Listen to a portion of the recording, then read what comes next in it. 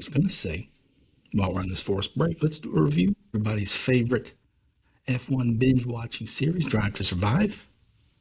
But I think everybody's just going to be talking about Drive to Survive. Plus, true statement, must confess, I've not seen all the episodes of the latest series. So I said, well, what are we going to do? So I had this brilliant idea, at least I think it's brilliant, of course, a question and answer podcast. Everybody's most pressing questions about Formula One, this current season, the current regulations, the drivers, where the sport's headed. Let's get her done.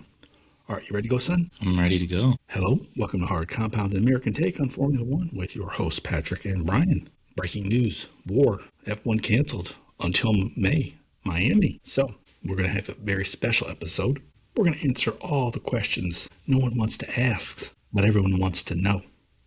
All right, Patrick, you go first. Here's a good one. Does Ollie Bearman make it to Ferrari? Ooh. And if so, let's do an addendum. And if so, does he replace Charles or Lewis? Well, I'll say this break here that we have, this is why we need more races in America. And then we won't have these breaks, okay? So, right. Yeah, that's, we should have that, two track standby. We'll get the old racetracks going, Watkins Glen or Indy, Annapolis, Phoenix, I don't know. We'll make up for them. That's a good idea. That's all right. That's a good suggestion. There we go. Anyways, onto your pressing question, Ollie Bearman to Ferrari. I mean, I have to imagine he does. It's just the timeline is in question, right? And for me, I kind of feel like he's in that George Russell situation where he was at Williams and everyone knew he was going to go to Mercedes. It was just, how long will it take for Toto to realize it was time, basically? And for Ferrari, I think it's the same way. However, they don't have a Bottas on their team right now, right? It's Charles and Lewis. It's the golden boy and the billion-dollar man. So it's a little more difficult situation, I think, for Bearman. But he has proven that he should be a Ferrari driver. I just don't know on the timeline. My expectation, if it's Charles or Lewis, I expect it to be Lewis. I expect Lewis to just kind of step away from F1 before Charles goes somewhere else. He Interesting. feels like Charles is Ferrari for his life. I wonder about that, if Charles will stay there forever. I mean, I don't want to say the moment's passed, but it looks like Mercedes is so far ahead. Charles is not getting any younger, but we'll see. And then you got Kimi at Mercedes. So you got Ollie Bearman driving a Ferrari engine, well-spoken, everyone likes him, capable driver. Then Kimi Antonelli, the Italian kid. You could have two great young drivers at Ferrari for 15 years. Maybe. It's interesting.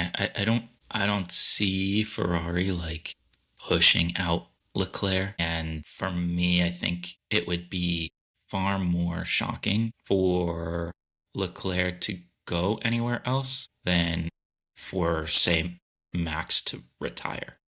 Right. So I think that would be the most shocking development, driver development that we've seen for a long time. I don't think it's harsh.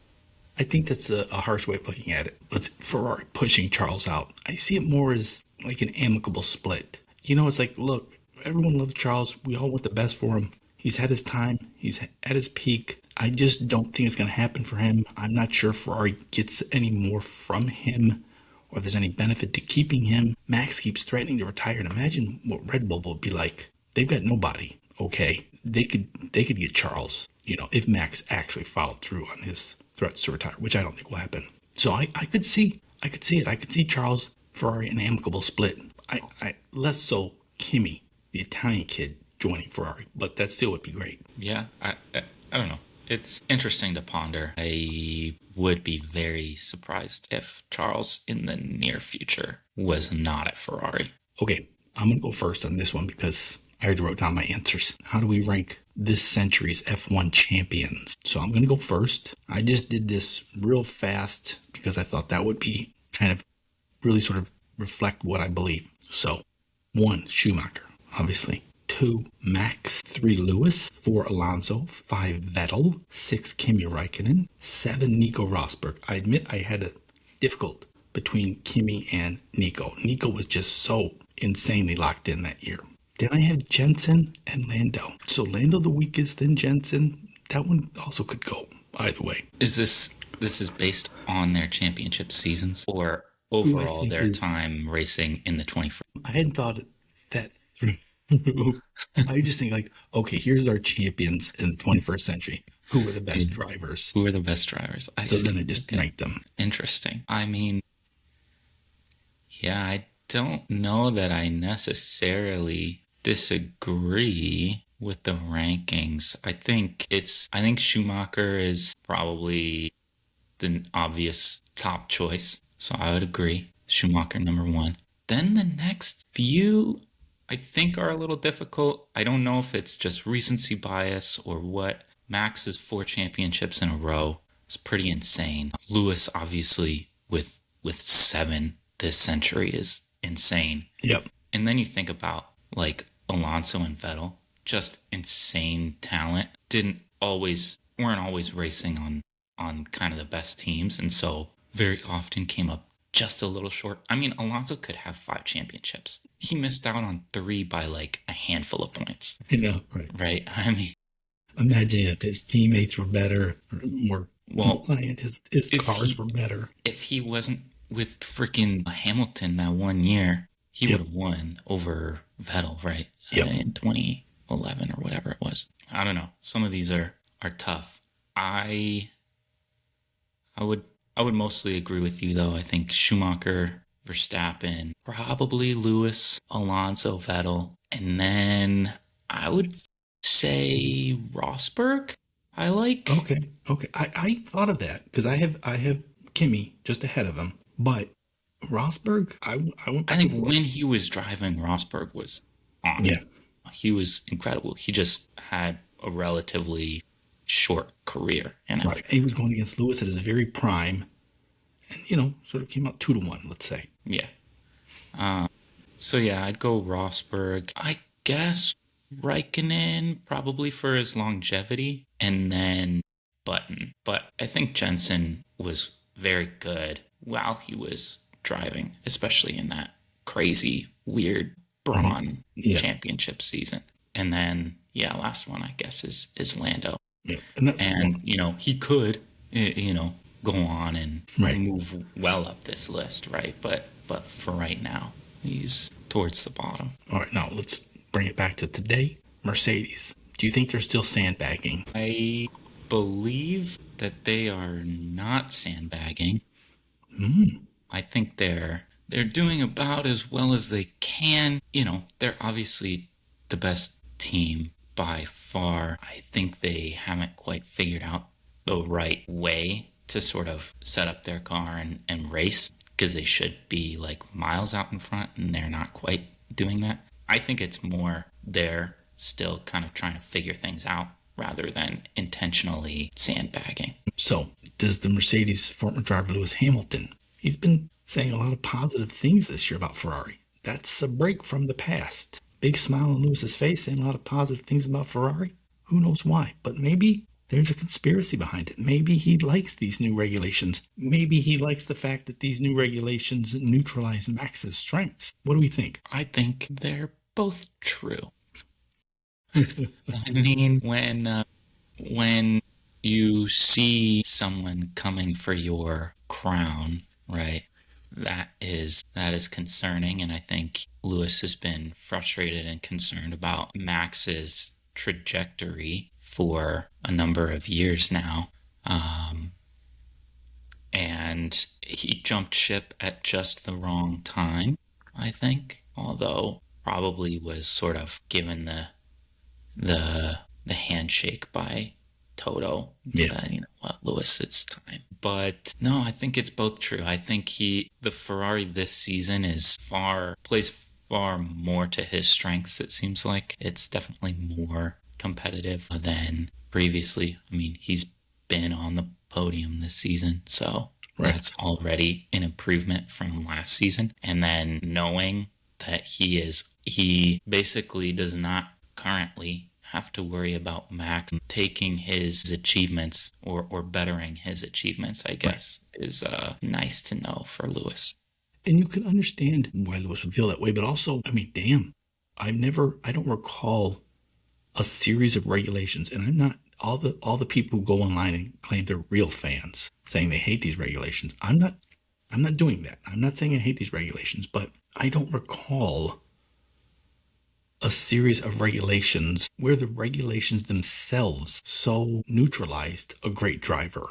I mean, we might have, we talked about Jenson Button. He sort of was in this fortunate circumstance where, like, he was given a car where it's like, shit, how is this car so damn fast? Okay, I mean, you could, it's like, or maybe Lewis went to Ferrari at the wrong time. He could have had 8. But I don't recall in my long time here on this planet a series of regulations that just so neutralized a great driver. I mean, Max already won 4. He came close to winning his 5th last year in a car that had no business getting him close. And this year, he is just flailing. Yeah, I mean, I don't know if he's flailing. I think he's been fine. I just think Red Bull is obviously nowhere near those other top 3 teams. That said, right, they maybe shouldn't have been last year either, and he was. Though you could almost say the same thing about the ground effect aero regulations and neutralizing Lewis completely. I mean, he fucking hated those regulations,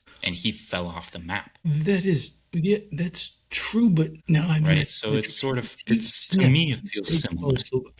You're right, because I always sort of felt like George was a young gun, and first he out-qualified him, then he kind of outraced him, and I just felt that was more Lewis's age, not Lewis at the top of his game. You might be right. I mean, I'm not sure that, like, 1 year after Lewis barely loses a championship, to a surging Max, and then, the next year he falls off completely. To me, that's more, maybe he is aging, sure, or like not, he's frustrated and isn't as locked in, but to me it signaled sort of the regulations are changing. Maybe. I think that was also the whole side pod issue. I think that was less regulations and more Mercedes screwing up the regulations that neutralized Lewis. I mean, yeah, it gets hard. I don't know. I mean, you could say the same thing though right now, right? Red Bull. Maybe they screwed up the who knows? Right.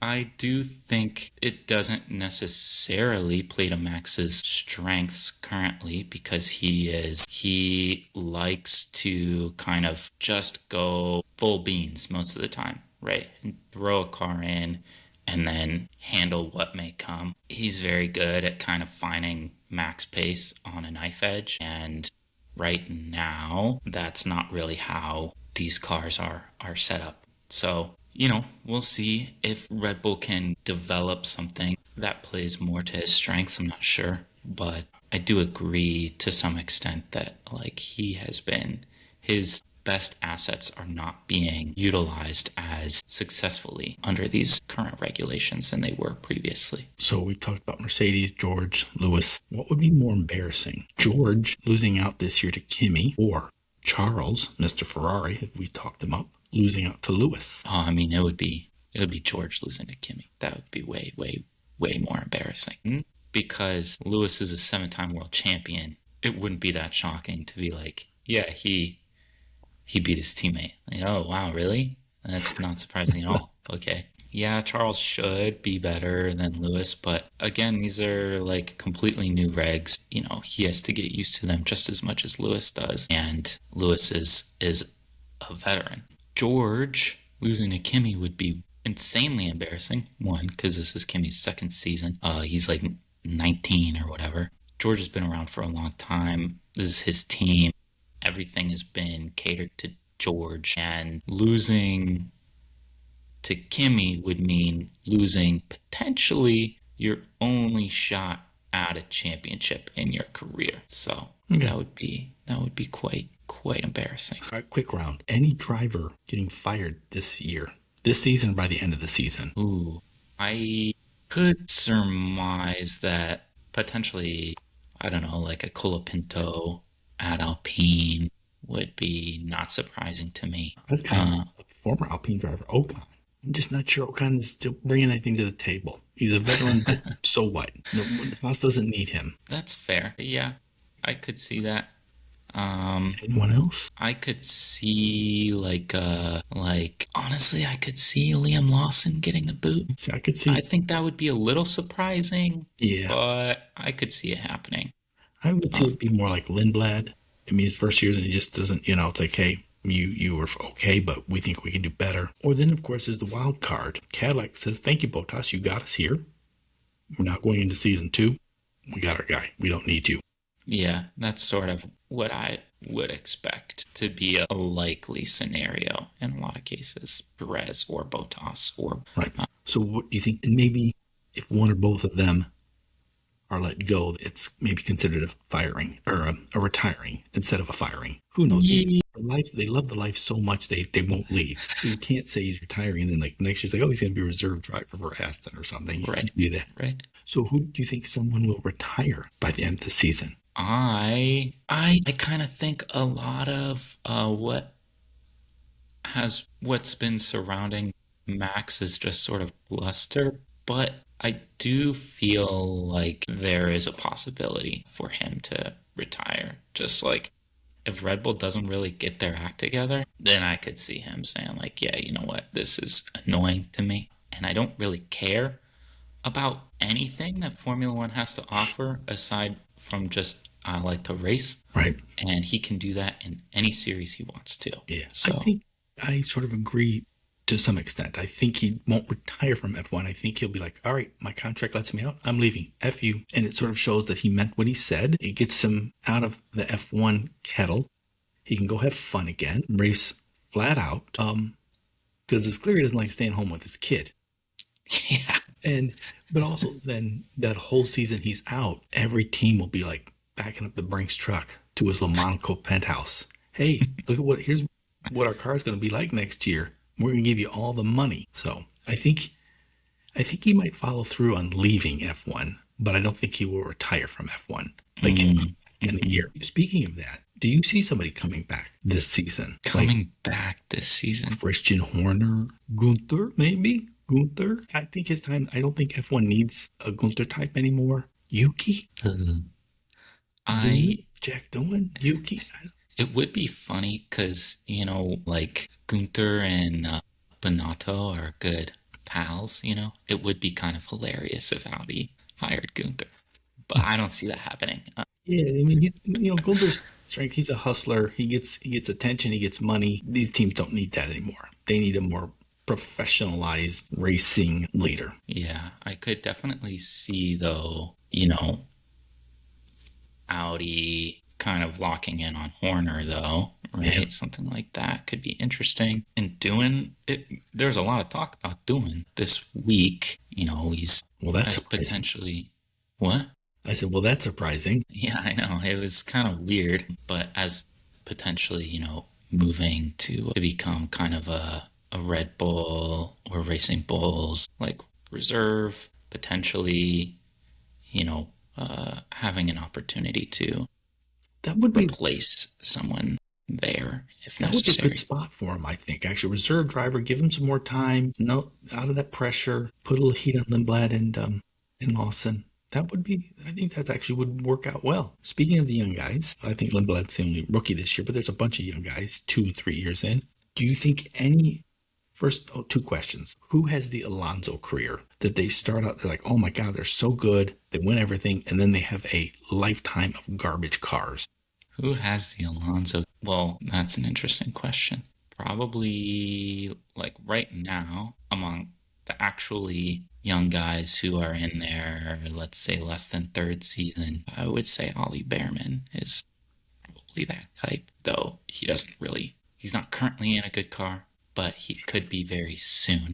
Okay, I think he has more of the Hulkenberg career, Ollie, but we'll see. Just sort of mid and lower pack for 20 years. Never. Aside from that, like Oscar, I consider a young guy, and I think he's, potentially on that trajectory. Well, that's a good one, yeah. So All right. I don't know. It's hard to believe that anybody really has a career like Alonso, Yeah. It's so long. races for that long and is that good for that long. Right. and even in terrible cars. Yeah. Do you think, what year is this? The year of our Lord 2026? Do you think by 2036 we will have a female driver, not Uh, a gimmick, a legitimate female driver? She's their one of their two drivers. I think that's a possibility. Like, I don't see there's not a anything barring that from happening, and I think Susie Wolf will make it so. You know. See, I would have said absolutely not because there's just genetics, there's hand-eye coordination, there's speed, there's the pressure of it, there's the winnowing out to get you to that spot. None of that, I think, is conducive to having a female driver. But what you said last episode got me thinking because you mentioned how these new regulations and these new cars, people can howl all they want. The folks who call themselves real fans can howl all they want. Like, oh, we're not going flat out. Okay, maybe this is fair enough, but these are different beasts. These are not fighter jets. These are spaceships, in a sense. And just as NASA in the early days needed fighter pilots, as that quickly evolved, it's like, oh, wait, these fighter pilots, these badass fighter pilots going flat out, that's not actually what we need to get to the moon. I'm not sure F1 needs these fighter pilot mentalities, physiques, to get, to reach whatever heights they want to in both engineering and popularity and money. So as these cars become more connected, less about flat out, more about managing the car, the track, and being fully integrated with the data, with the team, I now actually can see this happening. An actual female driver in F1 by 2036, and I would not have thought that. 10 years is a long time. I mean, there's a lot of things that can change in that time, and I don't know. I keep seeing all these things about like Ella Hakkinen was signed to McLaren's driver development program. She's like 14 or something like that, daughter of Mika Hakkinen. I'm like, well, you got good genetics, so I see no reason for you to not be a badass driver. And then the I whole don't know. point that I was making about just sort of getting into that arena, you don't just get dropped into that arena. You have to make it there. But in her case, she did just get dropped in. I'm not dissing her talent or abilities in any way, but her dad got her there. So yeah, it could be. Speaking of women in F1, I'll go first. Top 5 handsomest drivers. All right, I'm gonna go first, and I don't know. I've had women tell me so and so is good looking. I'm like, oh, I had no idea. Okay, so I'm just gonna go what I think. George, Carlos, Charles, Lewis, Nico Hulkenberg. So top 5 handsomest drivers currently in F1. George, Carlos, Charles, Lewis, and Nico. Yeah, I would go almost similar, but I would go Carlos, Charles, Pierre, Fernando, Hulk. Oh, nice. See, I thought about Pierre. I didn't with Fernando because I'm like, I already got one Spaniard in there. And I also thought, like, wait, maybe they're all wanting, we got a lot of young female fans in F1, the younger guys, Lawson, Lindblad, Kimmy, Oscar. I don't know if this is the case, but okay. All right. Switching to the soft compound. Patrick, this is my brilliant idea that F1 is the new Hollywood. Before you get to question, hear me out. So this was meant to be a Drive to Survive review episode, but that got me to thinking about how much F1 content we now have.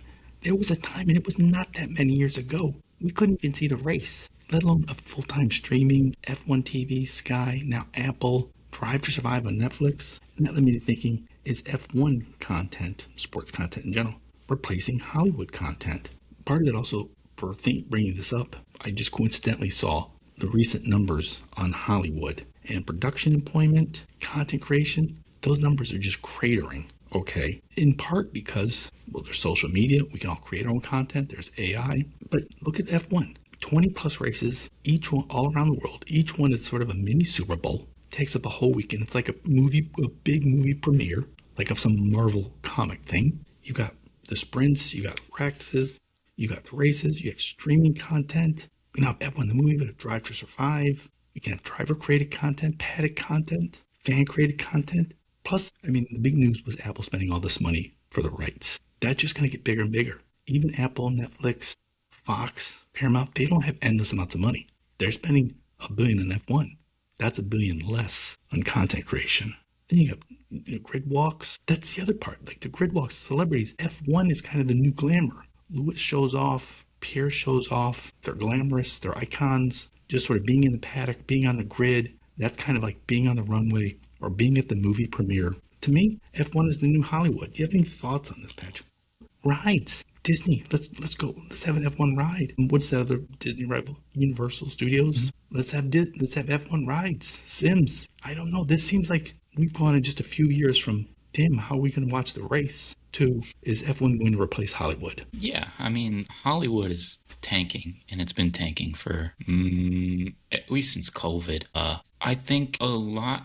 I mean, you mentioned just sports in general. People like sports. It's interesting. It gets you excited. There is heartbreak. There's jubilation. I mean, you can go through so many emotions just watching sports, and you don't know what's gonna happen. So that is fun. And Hollywood is such that anything that is created now in Hollywood has to be so carefully crafted so as not to hurt anybody's feelings that everything is just slop. Right? It's all garbage. Nobody wants to watch it. Right. So It's this weird thing where it's like, well, we can't offend the gays or China. You're like, how did we get to that point? Huh? But somehow we are. sure, but I mean, yeah, it's kind of this weird situation where like true creativity can't be expressed anymore, and so people I think are turning to live, sporting content, and in particular F1 to kind of, I don't know, be entertained. And F1, yeah, you can bring so many different things aside from just the race in terms of content creation, in terms of who people get to see, get to watch. There's obviously movies, independent content creation, like ourselves, for example. Then there's the big giant global streaming platforms, Netflix, Apple, et cetera, et cetera. And so there's so much activity surrounding F1 that it's not surprising that people are kind of turning towards that and as a source of entertainment. And I think turning away then from Hollywood content, which, like, I guess in essence does suggest sports entertainment and in particular F1 content is replacing the Hollywood content. Our 30-year segment, Patrick. This is less a question and more conversation, but we talked about could there be a female F1 driver in 2036, and we talked about how the new regulations and the evolution of F1, or what appears to be the direction of the evolution of F1, is such that it demands a different type of person, a different type of mentality. Does it also demand a different type of athlete? So I guess my question is, what kind of an athlete is an F1 driver? And the reason I bring that up, I heard this very fascinating slice of a conversation. It was about baseball pitchers and how until recently, baseball pitchers were training all wrong. So a baseball pitcher, uses his whole body, throw that baseball, throw a curve, throw a fastball. And the whole pitch takes about 1.5 seconds. And then there's about 20 seconds in between pitches. And the games last, let's say, close to 3 hours long. So the trainers from high school, college, even into professionals up until about 10 years ago, were training them in sort of these, I guess for lack of a better term, marathon techniques. You gotta be capable of lasting 3 hours long, like a marathoner. But as they studied this and got better at it, it was like, this is completely wrong. They're doing this 1.5 second pitch, which is like an explosive action, then resting. It's more like a sprinter or a high jumper, for example. And that sort of revolutionized the training methods for pitchers, for baseball players. We certainly see pitchers seem to be doing a lot faster now, have more pitches. Because they sort of, it's like, wait, you had been training them to last for 3 hours, when really what you need to train them for is to just sort of be able to just do that 1.5 second explosive pitch at their absolute maximum. That's a whole different set of training methodologies. I wonder, what kind of athlete is the F1 driver? I mean, they look so different. I mean, little Kimi Antonelli's so tiny. I should not be able to beat up professional athletes. I guarantee you I can go toe-to-toe with at least half the grid, okay? And I know this isn't something we're going to solve, but I'm just wondering, does that even matter? I mean, G-force. Okay, G-force and rapid hand-eye movement and rapid information processing in the brain. What else? Well, I can guarantee you that these guys driving, the race is what, hour and a half? Less? About an hour to an hour and a half long, right? I guarantee you that entire time, their heart rate is over 200 beats per minute. That's pretty unreal. I can't do that. Yeah. So I can, but then death is I imminent. don't think hardly anyone can. I mean, that's pretty unreal. That's marathoner type like heart rate. And then, you're being subject to insane G forces, right? Which means, like, I would be surprised if the same amount of force that F1 drivers experience constantly is equivalent to, some of the hardest tackles we see in football. Yeah.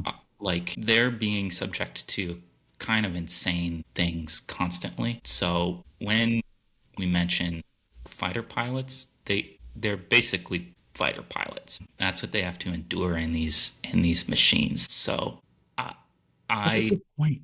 I think, their bodies need to be capable of kind of absorbing all these forces. They need to have the cardiovascular, health and stability of marathon runners. And then they need I don't know, enough padding around their brains so that they don't so they don't go unconscious every time they go around a corner.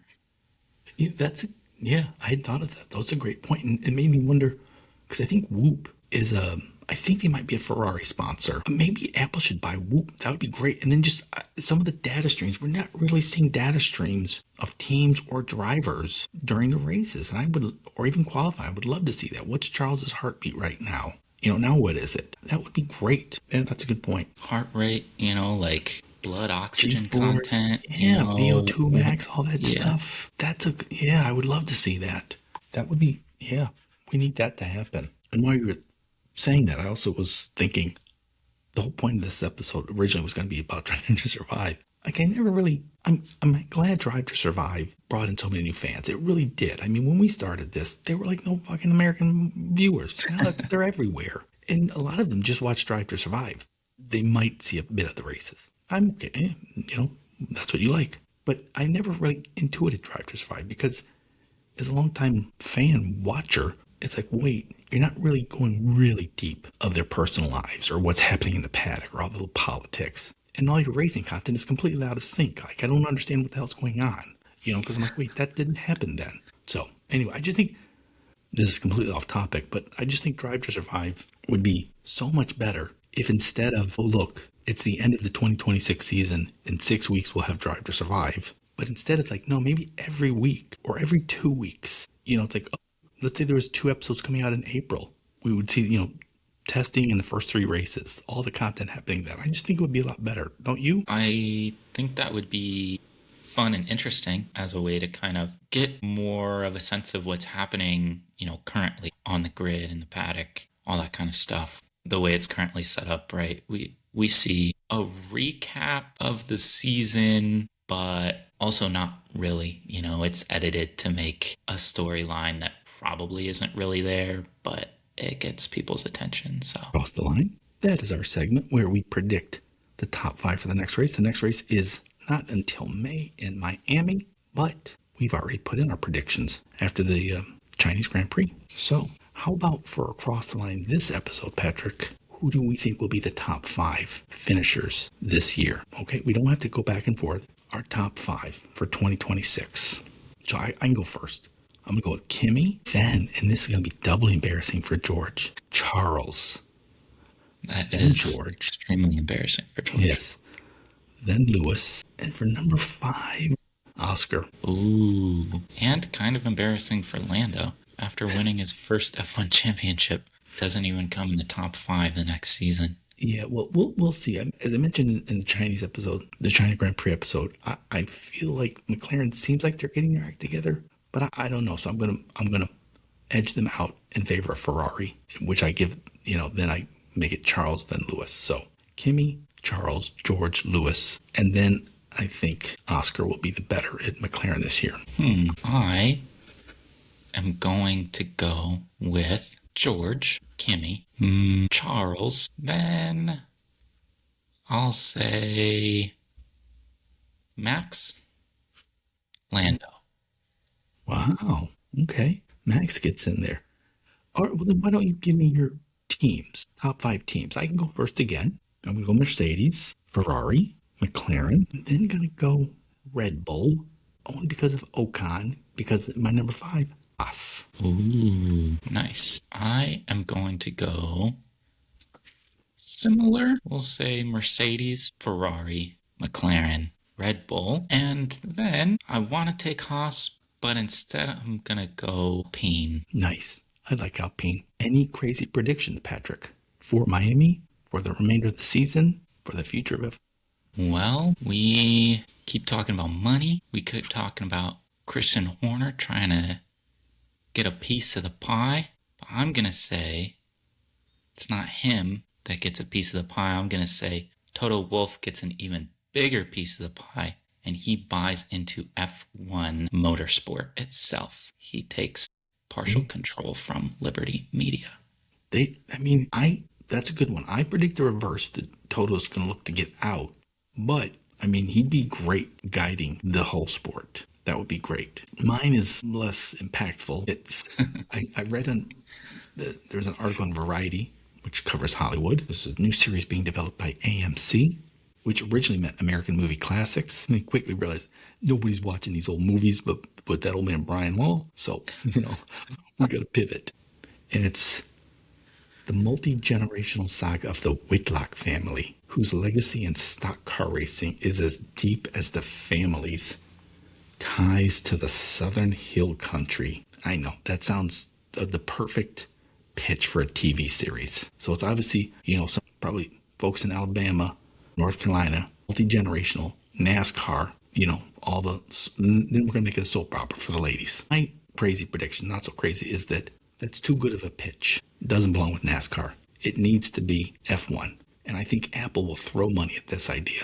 So it'll be, I don't know, who would it be? An Italian family? They live kind of pseudo-ethnic. So they'll go with like a multi-generation Italian family driving for a Ferrari, something like that. Or maybe it'd be British. But they're How do we no, they're an Italian family, but they emigrated to the United States like the Andrettis, so that that's even better. The Americans can have their say, right?